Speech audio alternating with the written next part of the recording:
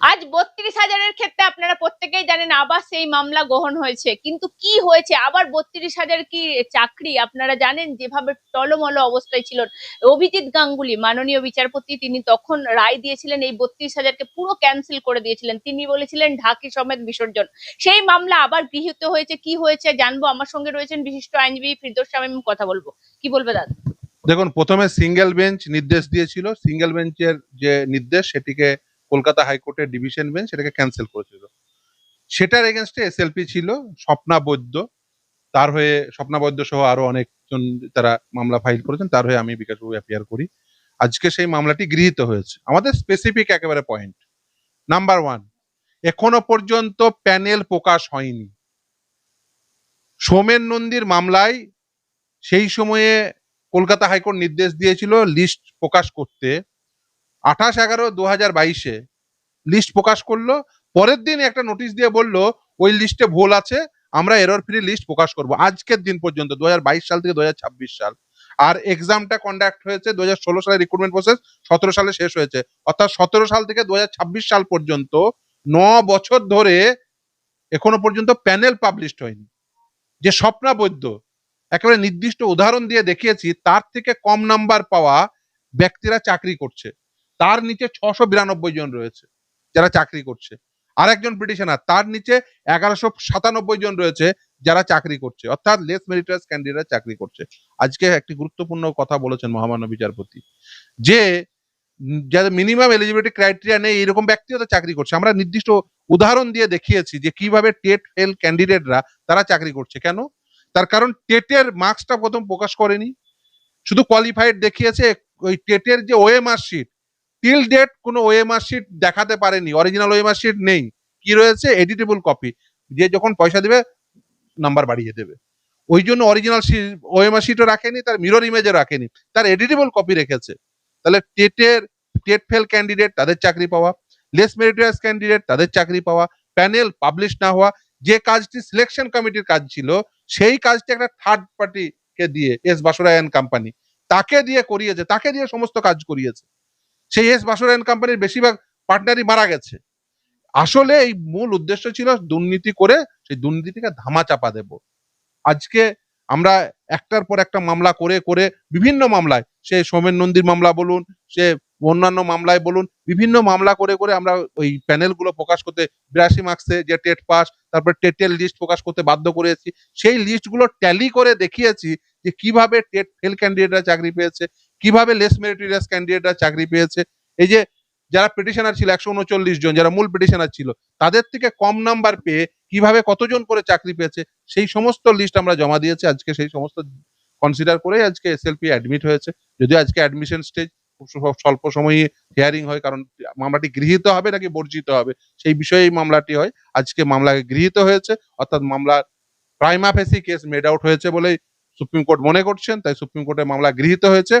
আগামী আগস্ট মাসের 3য় সপ্তাহে মামলা শুনানি হবে। সবাইকে বলেছেন তোমাদের যা বক্তব্য, তা আজকে প্রায় প্রত্যেকের গোটা সুপ্রিম কোর্টই প্রায় দাঁড়িয়ে পড়েছিলেন। তো তারা তাদের হয়ে কথা বলেছেন, একসঙ্গেই বলেছেন, তাদেরকে বলেছেন তারা তোমাদের অপোজিটে গোটা সে সব সময় হয়, সে এসএসসির ক্ষেত্রেও হয়েছে, যে প্রাথমিকের ক্ষেত্রেও হবে। এবং একটা জিনিস জানতে চাইবো, এই যে 32,000 অভিজিৎ গঙ্গোপাধ্যায় তিনি যখন বিচারপতি ছিলেন, তিনি এদেরকে বাতিল করে দিয়েছিলেন, পুরোটাই বাতিল হয়ে গেছিল, আবার স্থগিতাদেশ হলো। এই যে 32,000-এর কি ভবিষ্যৎটা কি হচ্ছে এখনো আপনাদের কাছে? যেভাবে মমতা বন্দ্যোপাধ্যায়ের সরকার দুর্নীতি করেছে, তাতে এদের ভবিষ্যৎটা কি হতে চলেছে, কি মনে হচ্ছে? দেখুন, মমতা বন্দ্যোপাধ্যায়ের আমলে প্রাতিষ্ঠানিক দুর্নীতি হয়েছে। সেই জন্য কি করেছিল, তারা ভেবেছিল যে টেটের ওএমআর শিট অরিজিনাল রাখবো না, তার মিরর ইমেজও রাখবো না, তার এডিটেবল কপি রাখবো। মানে কতটা উর্বর মস্তিষ্কের হলে আপনি ভাবুন, আপনাকে এই পেজটি যদি আমি বলি আপনি সংরক্ষণ করে রাখুন ডিজিটাল, আপনি কি করবেন? এটাকে ছবি তুলে বা স্ক্যান করে রেখে দেবেন, ও এটাকে টাইপ করে রেখে দিয়েছে। মানে বুঝতে পারছেন, মানে যখন যেটা যে পয়সা দিবে সেই অনুযায়ী পরিবর্তন করে দেওয়া যাবে, সেই জন্য ও এডিটেবল কপি রেখেছে। তারপরে 1-to-1 কমিউনিকেশনে এসএমএস পাঠিয়ে নিয়োগ হয়েছে, কখনো লিস্ট প্রকাশ করেনি। আইনে বলা আছে, প্যানেলের ডেফিনেশনে বলা আছে যে বোর্ড কর্তৃক তালিকা প্রকাশ করতে হবে, সেই বোর্ড কর্তৃক তালিকায় প্রকাশ হয়নি। 2022 সালে এসে আদালতের নির্দেশের ফলে তালিকা প্রকাশ হচ্ছে, তাও এরোনিয়াস তালিকা। সেই এরোনিয়াস তালিকা এখনো পর্যন্ত এরর ফ্রি করতে পারলো না। অর্থাৎ 2016 সালে নিয়োগ প্রক্রিয়া, 17 সালে কমপ্লিট হলো, সেই 17 সাল থেকে 22 সাল পর্যন্ত লাগলো, আদালতের নির্দেশে লিস্ট প্রকাশ হলো, তাও এরোনিয়াস। আর 22 সাল থেকে 26 সাল এখনো এরর ফ্রি লিস্ট প্রকাশ হলো না। মানে এর মধ্যে ভয়ঙ্কর দুর্নীতি লুকিয়ে আছে। অবভিয়াসলি আমি একজন ক্যান্ডিডেটের নিচে কতজন করে পেয়েছে তার একটা আমরা একটা তালিকা ওখানে ওখানে ওখানে অ্যানেক্স করেছি। যেমন ধরুন এই কুশল কুমার চক্রবর্তী, তার নিচে কতজন রয়েছে, প্রতিটি ক্যান্ডিডেটের নিচে এমপ্যানেল ক্যান্ডিডেটের নিচে কতজন করে রয়েছে তার একদম এই দেখুন কৃষ্ণকান্ত প্রামাণিক, তার নিচে কতজন রয়েছে 1197 জন। এই দেখুন স্বপ্না বৈদ্য, তার নিচে কতজন রয়েছে 692 জন। এই দেখুন এই যে একজন ক্যান্ডিডেট নিচে এতজন করে রয়েছে।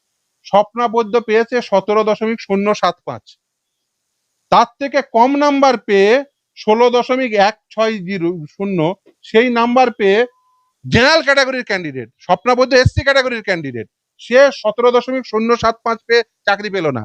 আর জেনারেল ক্যাটাগরির ক্যান্ডিডেট ওই একই ডিস্ট্রিক্টে 16.160 পেয়ে চাকরি পেল। মানে আমি বলছি এই যে কম নাম্বার পেয়ে চাকরি করছে অথচ বেশি নাম্বার পেয়ে এবার নিয়োগ দুর্নীতির এই যে মাথা, মানে আপনি তো মাথা ধরার কথা বলেছিলেন, এবার মাথায় সবাই জানে মাথাকে। ওই মানিক ভট্টাচার্য কিছুদিন জেলে গেছিল, আবার জেলের বাইরে এসছে। মাথাকে সবাই জানে, এই মাথাগুলোকে ধরতে পার্থ এসছে কিন্তু মাথাগুলো এখনো বাইরে আছে, মাথাগুলো বাইরে আছে এখন, ইন দা মিন হয়ে লেজগুলো বাইরে চলে এসছে। এখন ওই মাথা লেজ সহ সকলকে ঢোকাতে হবে ঢাকি সমেত। অবভিয়াসলি। কি মনে হচ্ছে 32,000 ভবিষ্যৎ দেখুন আপনারা? আমি ওইভাবে বলবো না, আমি চাইবো যে যারা যোগ্য তাদের যোগ্যতার প্রমাণ দিক এবং যোগ্যরা থাকুক, অযোগ্যরা সব বেরিয়ে যাক। ফিরদৌস দা, ইমাম মুয়াজ্জেম পুরোহিত ভাতা বন্ধ হলো, কিভাবে দেখছেন বিষয়টা? দেখুন ইমাম মুয়াজ্জেম পুরোহিত সমস্ত ভাতায় বন্ধ হওয়া উচিত। জনগণের করের টাকায় কোনোদিন ইমাম ভাতা বা মুয়াজ্জেম ভাতা বা পুরোহিত ভাতা কোনোদিন দেওয়া উচিত নয়। জনগণের করের টাকায় মন্দির তৈরি হওয়া উচিত নয়, জনগণের করের টাকায় কোনো ধর্মস্থান তৈরি হওয়া উচিত নয়। জনগণের করের টাকায় মন্দিরও হবে না, জনগণের করের টাকায় মসজিদও হওয়া উচিত নয়, জনগণের করের টাকায় ইমাম ভাতাও দেওয়া উচিত নয়, জনগণের করের টাকায় পুরোহিত ভাতা দেওয়া উচিত নয়। কিন্তু জনগণের করের টাকায় যাতে পুরোহিতের সন্তান সুশিক্ষা পায়, সুস্বাস্থ্যের অধিকারী হয়, সেটাকে গভর্নমেন্টকে ইনশিওর করতে হবে। এবং জনগণের করের টাকায় যাতে ইমামের সন্তানও সুশিক্ষা পায়, সুস্বাস্থ্য পায়, সমস্ত নাগরিক সুযোগ সুবিধা পায়, সেটাও এনশিওর করতে হবে।